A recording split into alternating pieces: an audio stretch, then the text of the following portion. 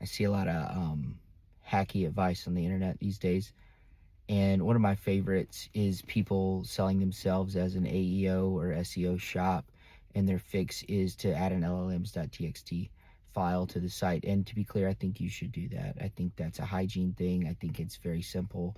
I think there's no reason not to. But that's not the magic bullet. You're not gonna start ranking just because you put that in there. And I think we can prove this, right? I think we can look at this. Ahrefs just introduced bot analytics in the last few weeks, and so bot analytics allows them to you got to proxy your DNS through Cloudflare. They set up a Cloudflare worker. It tags the user, tracks the user agent, and counts how many bots come and look at your site.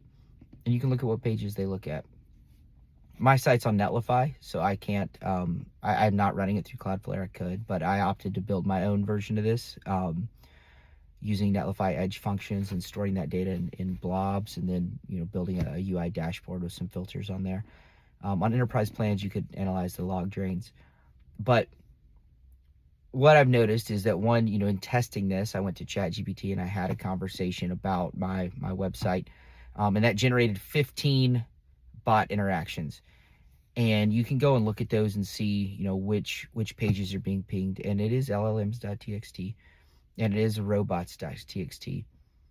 And so good on ChatGPT for, at least looking at robots.txt. But beyond that, you'd see like 3 pings to robots, 3 pings to llms.txt, 1 ping to the blog post, right? So those are just a table of contents. They say, are you allowed to crawl the site? Should we respect that or not? Where are the things in the site? They look at the sitemap too. And then it goes and finds that thing, and it reads it, and it comes back with the answer for the user. And so if you want to get cited in those answers, right, you can have an llms.txt. It'll definitely help that navigate. And then on the other side of that, you've got to have a useful depth of specific content that actually answers the user's query. So if at the other side of that, it just finds what is IOP, what is DBT, what is non-suicidal self-injurious behavior, just definitions of broad strokes questions, like that's not going to rank. That's not going to get cited. ChatGPT is going to ping robots.txt, llms.txt, your page, and then be like, this ain't it, and leave.